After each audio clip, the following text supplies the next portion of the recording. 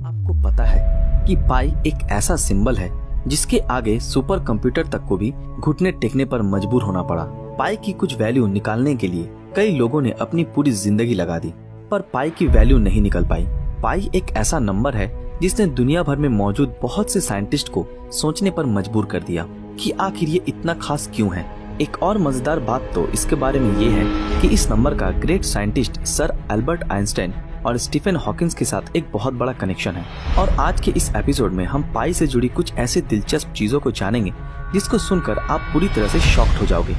आपने ये तो सुना ही होगा कि आवश्यकता ही आविष्कार की जननी है, और किसी भी चीज का आविष्कार तभी होता है जब हमें उसकी जरूरत महसूस होती है। जैसे जब हमें लाइट की जरूरत पड़ने लगी तो हमने बल्ब का इन्वेंशन किया, और जब हम इंसानों को अपने प्रियजनों की कमी महसूस होने लगी तो हमने टेलीफोन का इन्वेंशन किया। इस तरह 3500 BC में लोगों को अपना सामान एक जगह से दूसरी जगह पहुंचाना था, और तभी मनुष्य ने पहियों का आविष्कार किया। पर पहिए पूरी तरह से गोल न बन पाने के कारण सामान गिरने का जोखिम बना रहता था और बहुत सी परेशानियां उठानी पड़ती थी। पर जैसे समय बीतता गया वैसे पहिए गोल होने लगे, और लोगों ने समझा कि अगर किसी पहिए का डायमीटर 7 यूनिट है तो उसकी सरकमफेरेंस 22 यूनिट की होनी चाहिए, तभी पहिया गोल हो पाएगा। इसी से इंसानों ने जाना कि किसी सर्कल का डायमीटर और उसकी सरकमफेरेंस का रेशियो एक कांस्टेंट होगा, चाहे वो सर्कल छोटा हो या बड़ा, लेकिन वो कांस्टेंट की वैल्यू हमेशा सेम रहेगी, और उससे नाम दिया गया पाई। पाई ग्रीक अल्फाबेट का 16वां अक्षर है, और उस कांस्टेंट का नाम पाई रखने का एक ये कारण भी हो सकता है कि ग्रीक भाषा में सरकमफेरेंस को पेरीफेरी और पेरीमीटर को पेरीमेट्रिक कहा जाता है। पर आप कहेंगे कि हमने स्कूल में पाई की वैल्यू 22/7 या 3.14285 पढ़ी थी। पर अगर मैं आपसे कहूं कि ये झूठ है, क्योंकि पाई तो एक इरेशनल नंबर है, ऐसे नंबर जो कभी भी रिपीट और खत्म नहीं होते। पर पाई की असल वैल्यू डेसिमल के 5 प्लेस बाद तक है, यानी 3.14159।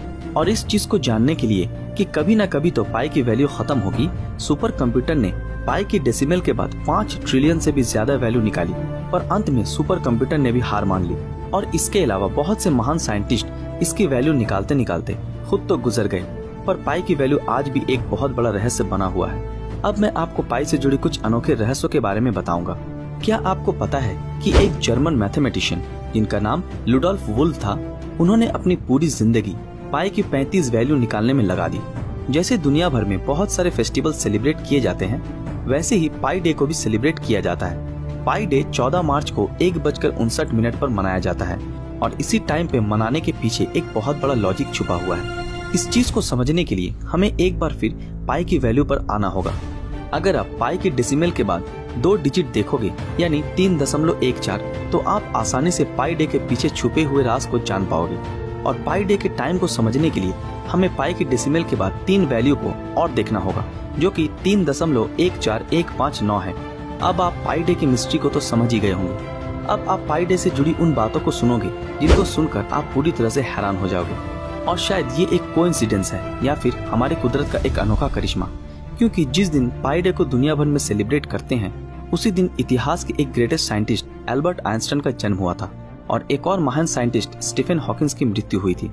इतनी देर से हम पाई के बारे में बातें कर रहे हैं, और हमने पाई से रिलेटेड बहुत सी अनोखी बातें जान ली।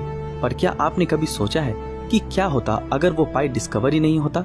अगर ऐसा होता तो आज हमारा एक भी स्पेस मिशन कंप्लीट नहीं हो पाता, और ना ही इंसान एरोप्लेन को बनाने में कामयाब हो पाते, क्योंकि इन सभी चीजों के आर्किटेक्चर को बनाने के लिए हमें पाई की बहुत जरूरत पड़ती है। यहाँ तक कि नासा जैसी बड़ी स्पेस रिसर्च ऑर्गेनाइजेशन ने अपने सभी स्पेस मिशन में पाई की 15 वैल्यू से ज्यादा का इस्तेमाल नहीं किया। नासा का सबसे पुराना स्पेस मिशन वॉयेजर 1 आज धरती से 12 मिलियन माइल्स दूर चला गया है।